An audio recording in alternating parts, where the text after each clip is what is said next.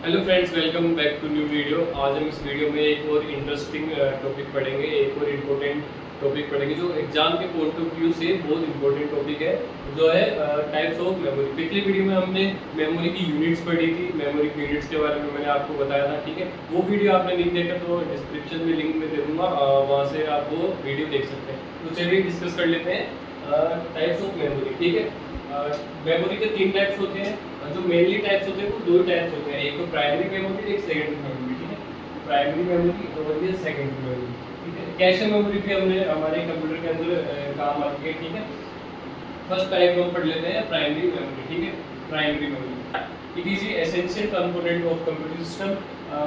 Primary memory थी वो essential component होता है कंप्यूटर सिस्टम का, ठीक है। Program and data are loaded into the primary memory, ठीक है।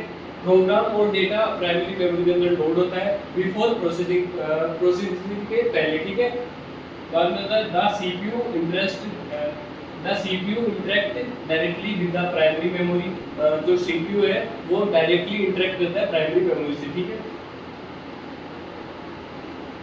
To perform read and write operation को परफॉर्म करने के लिए, ठीक है। It is of two types. दो टाइप की होती है प्राइमरी मेमोरी। कौन सी होती है? रैंडम एक्सेस मेमोरी, ठीक है, रैम, ठीक है। बाद में आती है हमारी रीड ओनली मेमोरी, सेकंड रोम, ठीक है। इसको शॉर्टली कहे तो रैम एंड रोम, ठीक है। दो टाइप्स होती है। रैम क्या होती है अपनी? RAM is a volatile. RAM volatile होती है। वोलेटाइल वो होती है जब कंप्यूटर ऑन रहता है और पावर सप्लाई होती रहती है। कंप्यूटर ऑन रहता है तभी रैम मेमोरी काम करती है, इसलिए इसको वोलेटाइल कहा गया, ठीक है। रैम इज ए वोलेटाइल, ठीक है। It is a use to store data temporary. ये किसके यूज में आती है? डेटा को टेम्परेरी स्टोर करने के काम आती है, ठीक है। While the computer is working, जब कंप्यूटर वर्किंग करता है तभी, तो इसीलिए इसको क्या बोलते हैं? वोलेटाइल। जब कंप्यूटर वर्क करता है तभी ये यूज में ली जाती है। Whenever the computer is started or a software application is launched, the required program and data are loaded into RAM for processing, ठीक है। जब कंप्यूटर स्टार्ट हो जाता है, कोई सॉफ्टवेयर लॉन्च होता है, जब सॉफ्टवेयर स्टार्ट होता है तब रैम प्रोसेसिंग के लिए काम आती है, ठीक है। बाद में जाती है हमारी रोम, ठीक है। रोम का मतलब होता है रैंडम रीड ओनली मेमोरी, ठीक है। It is a non volatile.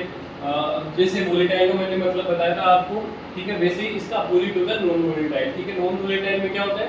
जब ये मतलब सीपीयू बंद भी रहता है तभी डेटा स्टोर रहता है, ठीक है, उसको नॉन वोलेटाइल कहते हैं, ठीक है।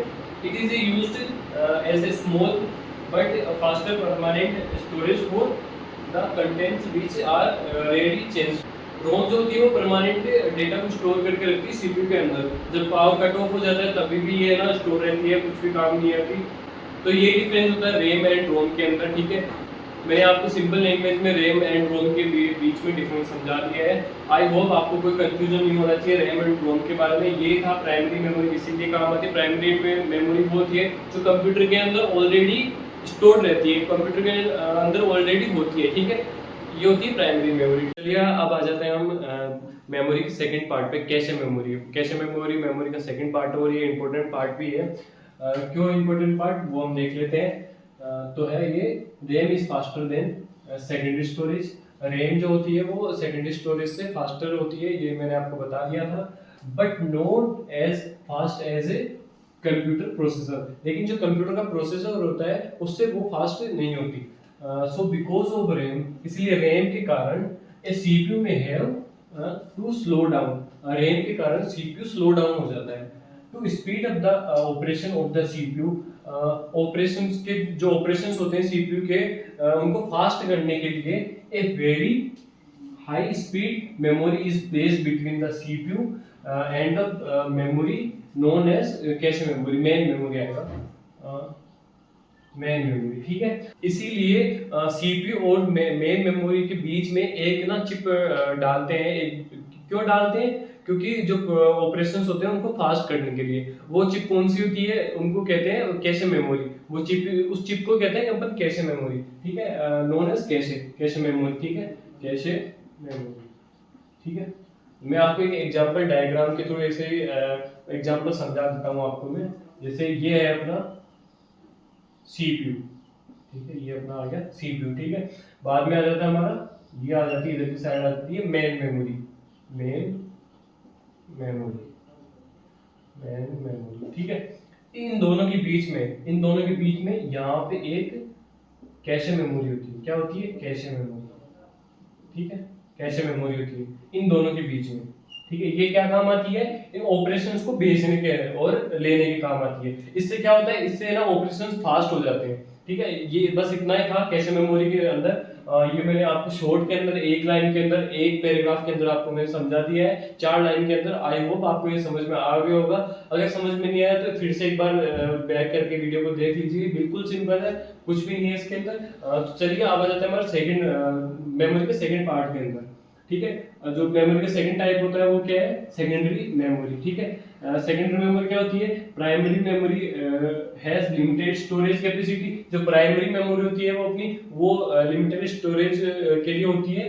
दस एक computer system needs to auxiliary और सेकेंडरी मेमोरी। इसीलिए जो कंप्यूटर सिस्टम होता है उसको ना एक सेकेंडरी मेमोरी की नीड होती है to permanently store the data और इंस्ट्रक्शंस फॉर फ्यूचर यूज। जो परमानेंट स्टोर करके रखता है डेटा को, किसके लिए? फ्यूचर यूज के लिए। Larger storage capacity than primary memory. Secondary memory के पास लार्जर कैपेसिटी होती है डेटा को स्टोर करने की प्राइमरी मेमोरी से। It is slower and cheaper than the main memory. लेकिन एक इसका साइड इफेक्ट है। क्या है साइड इफेक्ट? ये चीपर और स्लोअर होती है किससे? मेन मेमोरी से। फिर आ जाता है हमारी थर्ड लाइन, क्या रहती है? It can not be access directly by the CPU. ये डायरेक्टली सीपीयू से एक्सेस नहीं होती है। Contents of the secondary storage need to be first brought to main memory for the CPU to access। जो secondary memory होती है उसको पहले सीपीयू के अंदर जाना पड़ता है, सीपीयू उसको फेच करती है, बाद में वो मेन मेमोरी के अंदर जाता है। मेन मेमोरी के अंदर जाने के बाद वो प्रोसेसिंग, जो सीपीयू होता है वो प्रोसेस करता है डेटा को, ठीक है। बस इसके अंदर ये था सेकेंडरी मेमोरी। और मैंने कैशे मेमोरी आपको समझा दी, प्राइमरी मेमोरी भी मैंने आपको समझा दी। आई होप आपको इन तीनों टाइप्स में, जो मेमोरी के टाइप्स है, इन तीनों टाइप्स में आपको कोई डाउट नहीं है। फिर इसके एग्जांपल देख लेते हैं। सेकेंडरी मेमोरी के एग्जांपल कौन कौन से होते हैं? पेन ड्राइव होती है, वो आपने देखी होगी जरूर। हार्ड डिस्क जो सीपीयू के अंदर लगी होती है वो उसका हार्ड डिस्क कहते हैं। सीडी जो फिजिकली भी आती है, हार्ड डिस्क जो बाहर की होती है वो फिजिकली भी आती है, ठीक है। सीडी आपने देखी होगी, आजकल नहीं चलती है सीडी, पहले चलती थी, बहुत यूज होता था सीडीज का, अभी भी चलती है कई की जगहों पे। फिर आता है मेमोरी कार्ड। मेमोरी कार्ड क्या होता है? हल्का सा वो छोटा सा जो चिप होती है उसको मेमोरी कार्ड कहते हैं। जो अपन फोन के अंदर, अपन पीसी के अंदर काम में यूज में लेते हैं, उसी को मेमोरी कार्ड कहते हैं। मेमोरी कार्ड क्यों यूज में लेते हैं? एक्स्ट्रा स्टोरेज के लिए अपन, ठीक है। जो मेमोरी कार्ड से क्या होता है? अपने मेमोरी कार्ड खो जाता है तभी डेटा लॉस होता है, ऐसे डेटा लॉस नहीं होता। उसके अंदर फिजिकली अपना डेटा रहता है, अगर वो फिजिकली बाहर भी रहती है तभी वो डेटा रहता है, ठीक है। आई होप आपको ये तीनों के तीनों टाइप समझ में आ गए होंगे। बस इस वीडियो में इतना ही। अगले वीडियो में हम क्या पढ़ेंगे? जो डेटा ट्रांसफर होता है किसके बीच में? मेन मेमोरी एंड सीपीयू के बीच में, ठीक है। अगले वीडियो में हम ये पढ़ेंगे। आई होप आपको ये सब कुछ समझ में आ गया होगा। अगर आ गया तो एक लाइक कर दीजिए और कमेंट में मुझे बताइए कि आपको इसके अंदर कुछ डाउट है। तो डाउट अगर कुछ होगा तो मैं आपको वो कमेंट बैक करके आपको मैं इसका रिप्लाई दूंगा। और thank you guys, Radhe Radhe.